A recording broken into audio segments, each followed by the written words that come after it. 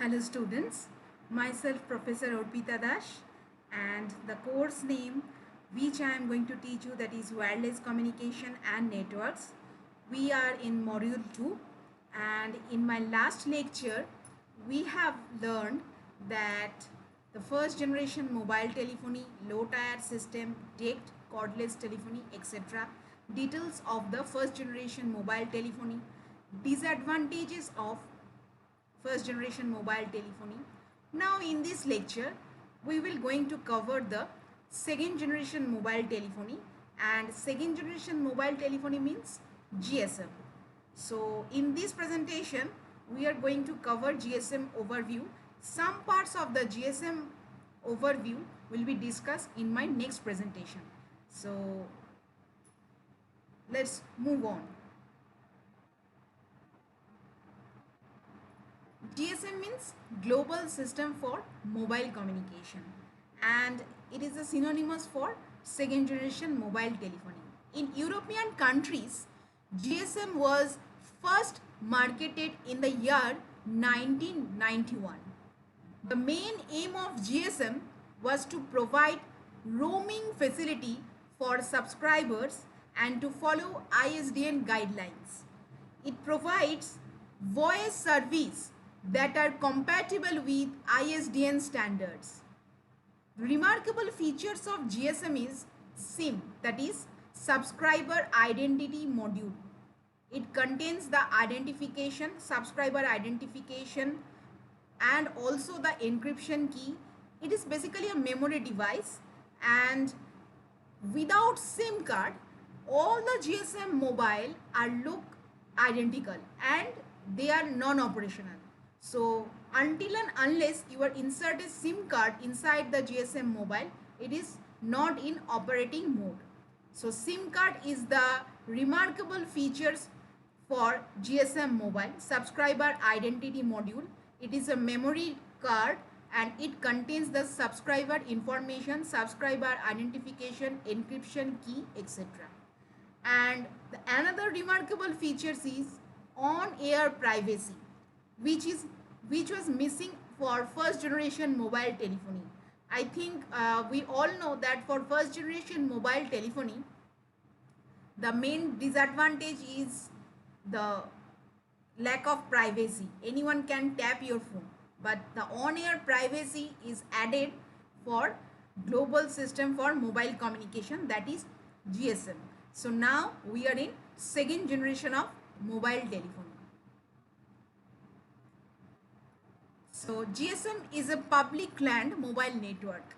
Several providers can set up mobile networks following the GSM standard within each country.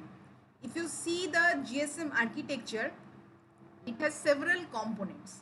The major components are mobile station, that is MS, BTS, base transceiver station or cell site or BS, BSC, base station controller, MSC, mobile switching center, location register LR. There are two types of location register. One is VLR, visiting location register, and HLR, home location register. AUC, authentication database. EIR, equipment identity register. There are several subsystems. There are three subsystems in GSM architecture. First one is radio subsystem, covers all the radio aspects. NSS, network and switching subsystem, which is responsible for call forwarding, handoff, switching, location tracking, authentication, etc. Then OSS, operation support subsystem, that is responsible for management of the whole GSM network. And there are some standardized interfaces, allows provider to mix and match vendor equipment. So let's move on to the GSM architecture. See, this is the GSM architecture. There are three main parts. First part is radio station subsystem, RSS. Second part is network switching subsystem, NSS. Third part is public network. Within the network switching system, there is also operation support subsystem. So MS is the mobile station. That is your handset. The handset, it is known as mobile station. Within the mobile station, you inserted the SIM card and your phone is activated and it can access the GSM network. Mobile station is connected with the BTS, base transceiver station. Several BTS, several BTS are connected to one BSC, that is base station controller, and several BSC are connected with one MSC, mobile switching center. This is the main part of the GSM network, MSC, mobile switching center. Now MSC is connected with the location register. One is HLR, home location register. One is VLR, visitor location register. Another one is AUC, authentication center. And MSC again is connected with the PSTN, public switch telephone network, ISDN and data networks. So MSC is connected with the public networks. So this is my mobile phone. Mobile phone or mobile station is connected with the BTS. Several BTS are connected with one BSC. Several BSC connected with one MSC. So let's move on. See, this picture clearly shows the GSM architecture, radio subsystem, RSS, network and switching subsystem, NSS, operation subsystem, OSS. Operation subsystem contains the authentication center and equipment identification register. Another one is OMC, operation and maintenance center. So main part of the GSM architecture is network switching subsystem, that is MSC. MSC is connected with the VLR and HLR. There are several interface. First interface is UM. Second interface is ABIS. Third interface is A. That means UM is the interface between MS and BTS. Between BTS and BSC, the interface is known as ABIS. Now, and the interface between BSC and MSC is A interface. So there are several interfaces in the GSM architecture. See again.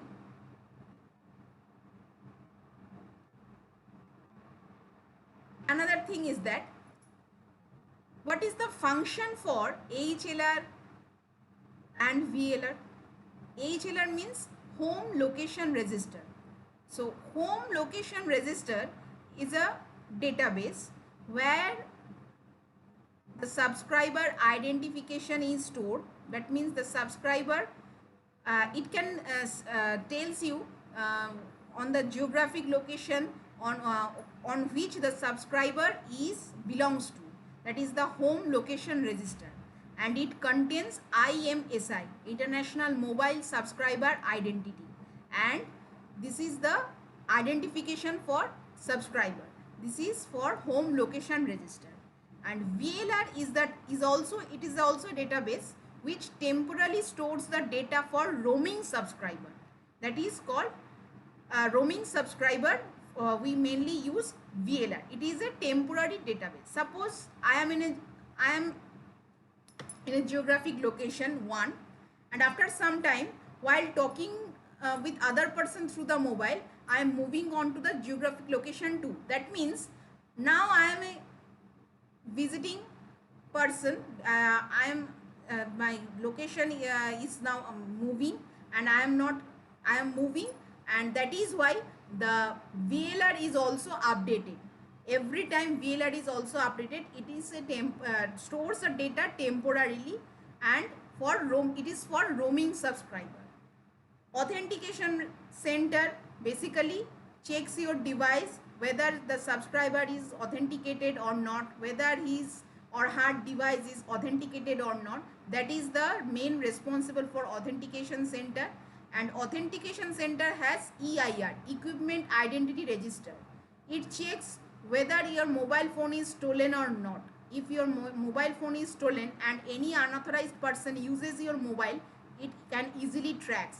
So this is the main function for equipment identity register.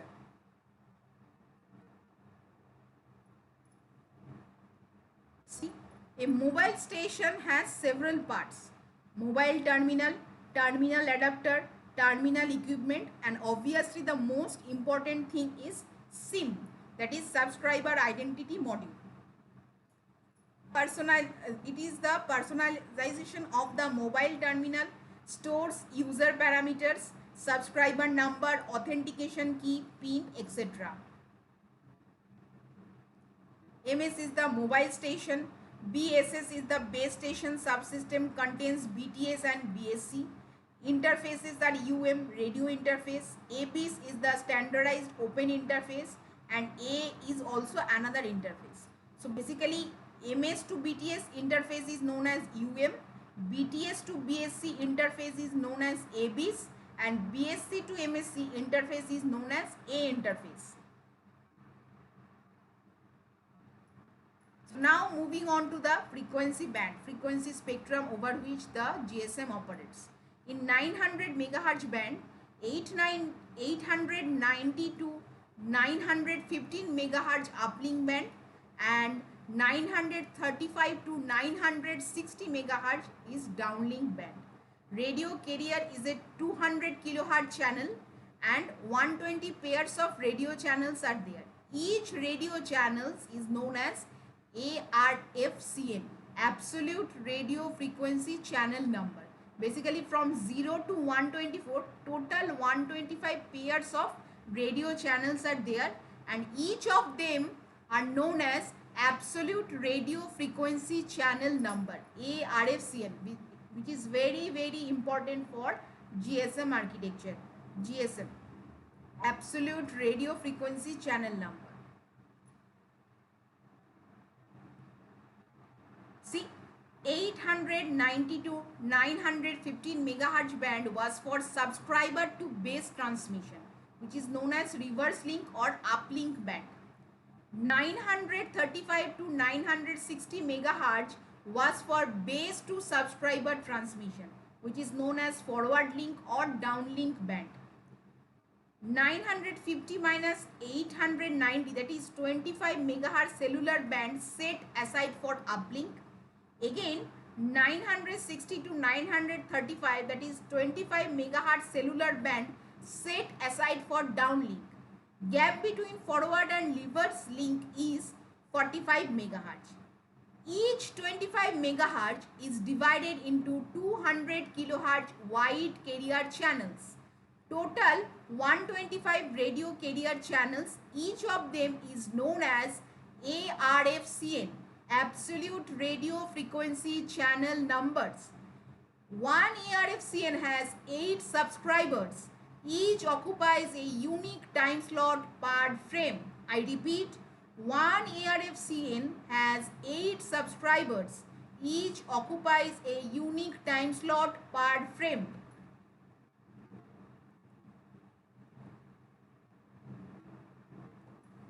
Every time slot carries 156.25 bits. Time required for each time slot is 576.92 microsecond. So total time for one time frame is 8 into 576.92 microsecond, that is 4.6 millisecond. That means every time slot carries 156.25 bits and time required to carry 156.25 bits is 576.92 microsecond. Therefore, total time requirement is 8 into 576.92 microsecond, that is 4.6 millisecond. So, for one time slot, the total time requirement is 4.6 millisecond and modulation data rate is 270.833 kbps. You can see in this picture, one ARFCN has 8 time slot, 1 to 8 time slot, and total time required to transmit one time slot is 4.6 millisecond, and one time slot carries this number of bits in 4 546.5 microsecond. So each time slot carries 156.25 bits and the time requirement is almost 577 microsecond.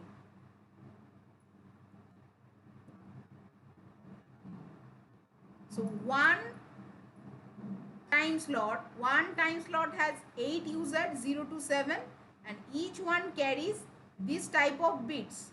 First 3 bit used for tail bits, then data bits 57 bits. 57 bits are used for data, then 1 for flag, then 26 for train. Train means it is the training sequence which is utilized for setting adaptive equalizer parameters. Then again data, tail bits and guard band. Guard band is very necessary. So this one is GSM normal burst. So one time slot carries this number of bits for 577 microsecond. So in my this lecture, this is the first part of the GSM overview, and in this first part we can learn about what is GSM, what is the special features of GSM, what are the architecture for GSM mobile, and what is the frequency band allocation for GSM, what is GSM frame, time requirement to transmit one frame, what is ARFCN, etc. In my next lecture, we will move on to the GSM channel. There are several channels, GSM channel, logical channels, one for traffic, one for control channel. There are several logical channels for GSM. So another one part is for traffic channel, another part is for control channel. So we will discuss in my next session. So thank you for patience hearing. This all for the first part. Hope to see you again. Thank you.